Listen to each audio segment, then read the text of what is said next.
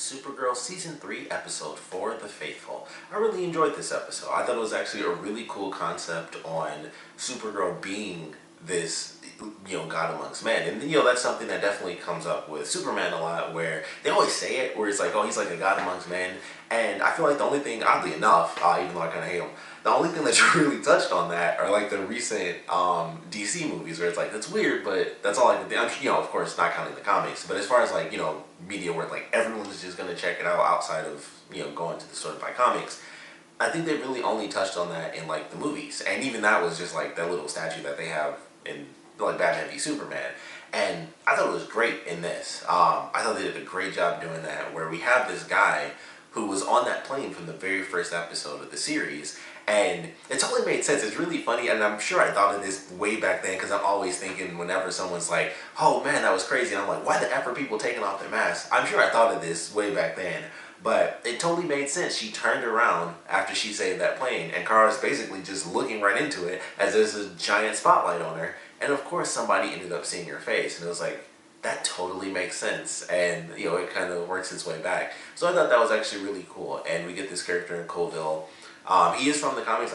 I'm not super familiar with his character or anything like that, but he was great in this. It was really simple, and it's like, this is the start of something really simple for his character, but you can tell it's going into some deeper stuff. And I don't know if they'll kind of release him.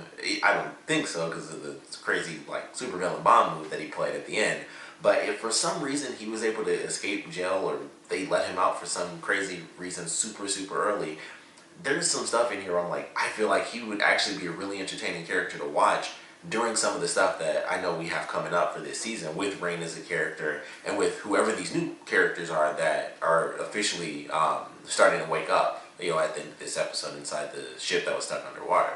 So I think he would actually be a really good character in future episodes of just this season alone, but I'm kind of excited for them to bring that character back. He was this character, he was this guy who was just stuck on the fact that he was saved one time, and even Kara says, like, how do I tell this guy that I just so happened to save him because my sister happened to be on that plane? Like, that was like my main motivation for doing that, was saving her, and he just happened to be there.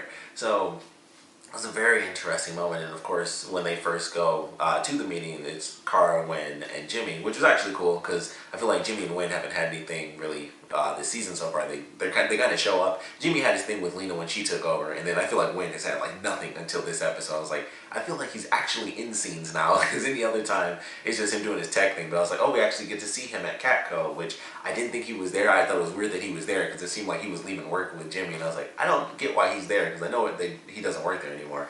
But either way, he was there, and it was like, oh, it's cool to see him outside of the DEO, because so I mean, it's only been a couple episodes, but it's like he's just been there, and that's it. And like a couple of little things, like he showed up in the last episode when, of course, Jimmy and him went to Alex and Ida's party, but it was like I feel like he hasn't really had much, so it was kind of cool to see Wynn at least talk quite a bit. He had like quite a few scenes in this, so I was like, oh, that's cool, because I felt like he's had like nothing so far. But it was pretty cool watching these characters, go through this situation where it's like they get to this place and it's like, okay, this was weird at first, and now it's kind of, cultish. And they go through and they listen to this guy talk, and he knows Rao's words, which was a huge thing. And they kind of explained that really quick, which I was happy about, because it was like, all right, so Kryptonian symbol, he knows the words and everything. I thought maybe he just did a bunch of crazy research. Maybe Clark has said a couple things off the cuff to some other random reporters. I don't know. I was like, maybe he Googled it. Like, I don't really know what's happening here. But it turns out that he actually was able to, get the machine that he used as a bomb, and that allowed for him to learn Rao's words. And, he believes that Supergirl, because he had been saved by her, that she was a god. And it was just really cool the way it played out, where he has this guy, he basically convinces this guy to torch an entire plant so that he can be saved by Kara. And of course he is, and that's when we see that, when he's saved and stuff, he ends up being like the new boyfriend of the girl who almost ended up killing herself when she fell off the ledge. So I was like, alright, so he did that on purpose, and of course nothing can be done, because Kova would have to like specifically say to do this, and at this point it's just kind of vague speak, where it's like, this is kind of our new religion. Supergirl is our god. And I thought they handled it in a pretty cool way, where it's like, being a god isn't just like, oh man, they praise me and all this cool stuff. It's like, they are willing to test the limits of basically just my powers. They take it beyond the scientific level of the radiation thing, which I thought was cool that was specifically her example. It's like, how is that miraculous? So I thought it was really cool, and even Jimmy had some stuff to kind of counter it, where it's like praying typically doesn't lead to much in this life, but when I did it, your cousin saved me. Like, that's what happened. He was there, and you're always there as well. So it kind of makes sense from both sides, where it's like they're definitely taking it too far, but at the same time, you can't just dismiss it, because Kara is there probably in a ton of situations where people are praying to be saved, because it's an insane moment, like a plane crashing, or falling off a crane because you're trying to get a really great shot. So it was just a cool moment where it's like, they're definitely handling it in a really cool way, where they're showing both sides of how it's not really how it's good, but definitely how it's logical that these people could get to that point, and how destructive that is for them as well. So I really love the way they handled that. And ultimately, it comes down to the end where they're at the stadium, and it turns out that this crazy massive bomb has a little bit of kryptonite in it, because it's Kryptonian soil that was sent as like a sample. And I would assume that this was linked up with this ship where the people woke up, because I was like, this just seems like a random thing, and it just crash landed, and that was pretty much it. They sent the probe, and I guess it was supposed to kind of test the limits within the atmosphere, but it just flat out crashed. But I feel like that's partly why that ship is there with the people who are in stasis. It was like, okay, that was kind of our soil thing, and it worked. So now we're going to send people, and then they ended up crashing too, and they all just kind of got stuck in stasis. So, it ultimately comes down to Kara is infected, or affected, I should say, by the kryptonite, and then she ends up cutting her hand, and then it's like, oh crap, everybody freaks out, and they start taking off, and the guy's like, this doesn't make sense, like, gods don't bleed, that sort of thing. So I thought that was really cool. I like that scene, and he was freaking out, and Alex has to come in and, toss the kryptonite, and it was a really cool scene too, when Kara's able to, it's like there was no way that she could fly it out because she was still weak, but she uses her heat vision, and that was pretty awesome. I was like, that was actually a genius idea. I thought that should do way more damage, because it was a bomb. Like, it's not just gonna send fire straight up just because you make a tunnel. Like, it's still a bomb. It's gonna like do some insanely massive damage. If it was enough to kill everyone in that stadium, that would have still sunk that stadium. Like, no joke, that is how science works. If you blow up like all of the ground underneath you, you will fall inward, and that is what should have happened. But I was like, you know what, it doesn't matter, because that was really cool. She was thinking on her feet. She made like a core, basically, like just a tunnel down to the core. Not obviously not that far really, but she made like this super long tunnel. They dropped the bomb in. Alex yelling at the dude was hilarious when she first came in, and she was like, get on your knees and stuff. And then when she needed help, and she had to keep yelling at him like, help me push this thing. So love that in general. But pretty cool ending. He gets captured. He does say that he will not reveal her identity, but he still believes that she is a god that's lost her way, because he's believing, he's kind of misinterpreting Raoul's words, and still sees her as a god. And I would love to know, if he does come back, whether it's this season or not, if they would kind of add Superman on top of that. I would love to get that perspective, just to see how they would kind of play around with that idea, where it's like, okay, well, if you think I'm a god, you must think the same of Superman. So, I would love to get that perspective. I just think he's a really interesting character. I was like, I never thought about this on this level of like characters truly creating like a faith behind a superhero, and that's actually really cool, because I'm poor, so I don't read the comics, so that's why I never got this character before. But it was really done well in this, so this was like my introduction to him, and I really enjoyed it. I think they did a great job of kind of communicating that, so I thought that was really cool. One thing that definitely made me laugh was they had this whole crazy mega disaster with the bomb, supposedly going off, and we have Kara, she flies there, she gets there, and Alex is riding on the motorcycle. And this whole time, and I tend to think this most of the time, it was like, alright, well, I know Jean is like the commander, and he's at the top, but he is also insanely powerful. He can fly and shapeshift and read minds and phase through and all these other perfectly acceptable things that help like stop bombs. And he just waited, and it was just like, oh, she's infected. Like, Alex, yeah, we got a problem.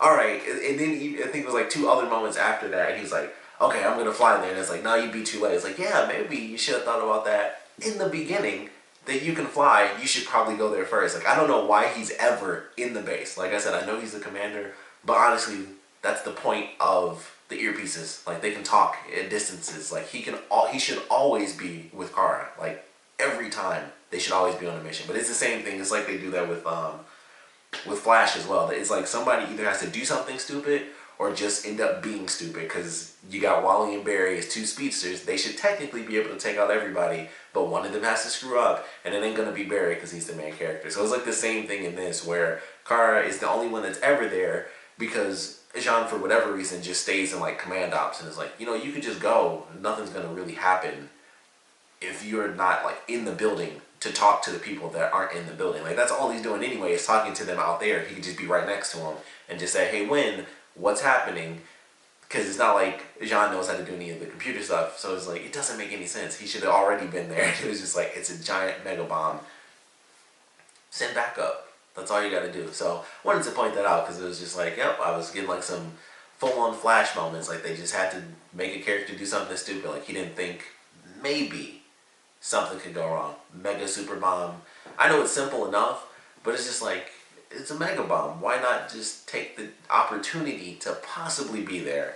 But instead it was like, I'll be there. It's like, not too late, you'll die. Or, you won't make it, everyone else will die. So it did lead to a cool moment, but it will always be there. Like in all the superhero shows, when it's more than one hero at this point, which is like all the DC shows now, not counting like Lucifer and Gotham, but all the shows on CW, there's like multiple heroes in every single show, and it's just like, oddly enough, I think Arrow's the only one that actually makes it work. And I don't know if it's because they're all human that it makes more sense that I don't know, but they always go out on missions. It's everyone all the time. If they fail, it's because, sure, somebody did something stupid, but it's not like this dude who can fly and shapeshift just stayed in the base and then waited until things got really bad to be like, I'm gonna go. Because as soon as Kara was like, it's kryptonite, he should have gone, but it wasn't instant. It was like after a couple of minutes, and then he was like, all right, now I'm gonna go. And it's like, that should have been automatic, and it should have happened before, there's even the kryptonite issue, just there's a super bomb.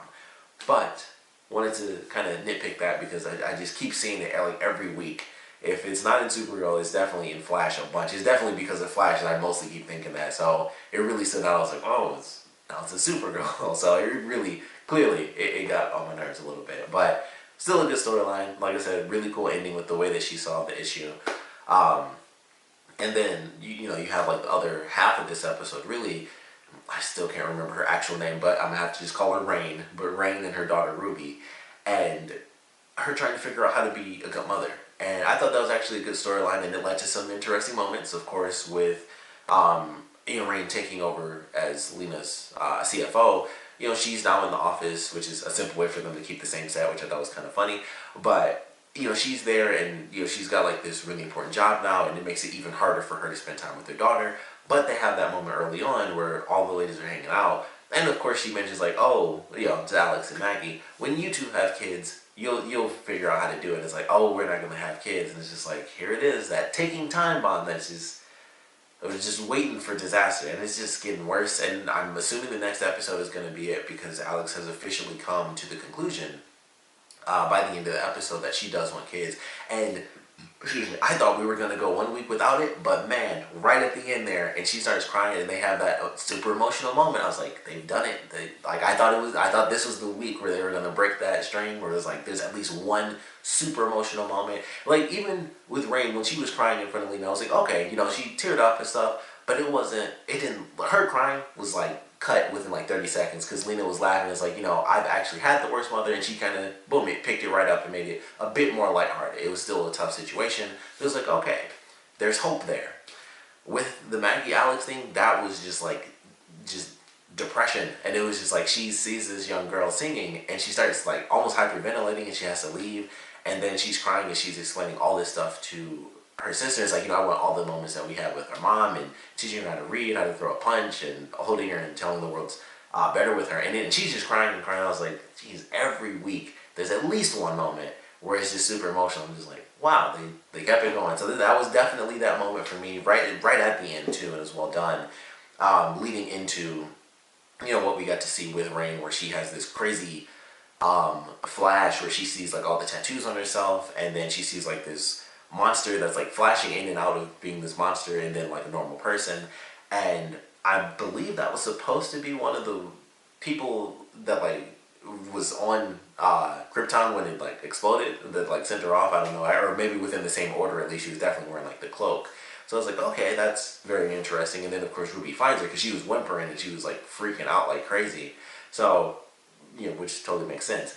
But I'm excited to see where that goes for sure. And then of course we have whoever ends up waking up. That's the first person. There are like 6 tankers in there with people inside. So we have one person waking up. I don't know if that's going to tie in with Rain because there's some stuff I know from the comics. So I'm like, I don't know if that's what they're going towards because they show like so many tanks. I think there's supposed to be maybe like 4 or 5 total, including Rain of this specific character. I think they're called like World Breakers or something like that in the comics.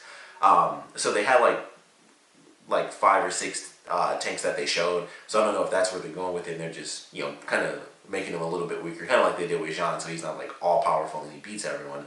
So maybe that's what they're doing, and it'll kind of build up to Rain as like the main villain, once he gets to the very end. But either way, I'm definitely looking forward to how that's going to expand and what these glimpses mean. Because I thought the bomb was the reason that she actually had that glimpse, because they do like the flashback to 22 hours ago. And I was like, oh, it sent out like this crazy seismic wave and it like impacted her in a way that she hadn't been impacted before because she never really dealt with Kryptonian technology. And then it ended up being that was for a different storyline that's coming up, and it's like, well, they got everything happening now. So definitely looking forward to where we're headed for all this stuff with the villains and Rain becoming a villain, which I'm sure that'll be an emotional moment where she like turns full evil and then her daughter just has like no one now. So that should be something for sure. That should be an interesting moment. But all in all, I would definitely say this was a good episode. They had their emotional moment, like I said at the end. Sadly, I think the next episode is where things kind of will end for Alex and Maggie, which really blows. So I'm probably gonna hate the next episode. Like once they make that the official episode, whenever they break up, I'm just gonna hate the episode. I don't know. They might write it insanely well. I don't know, but in my heart, I will just have to hate it based on principle.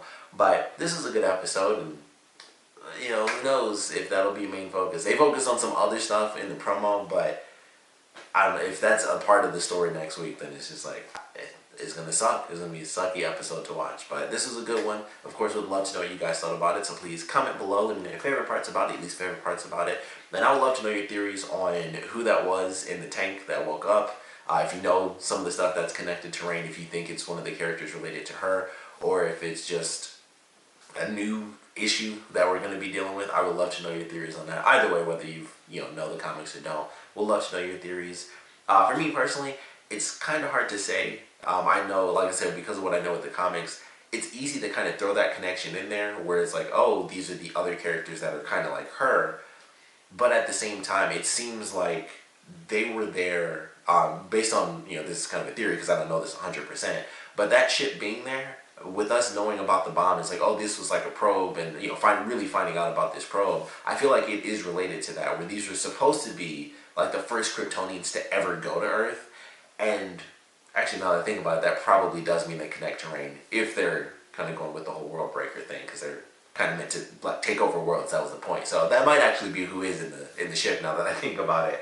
And Rain was like the last one that went, and she of course wasn't put in stasis. So maybe that's what it is. Now that I kind of put those two things together, I was just thinking this could be like a different storyline and these are good Kryptonians, but then it's like, no, if they were the first ones sent there, they would be the World Breaker ones, and then it would be, hey, let's wake up, let's wipe out everything else because we as Kryptonians can live here. And I think now that I put that together, that's probably what it is. But would still love to know your theories. And like I said, I want to know what you guys thought about this episode in general. So please comment below, let me know, and thanks for watching.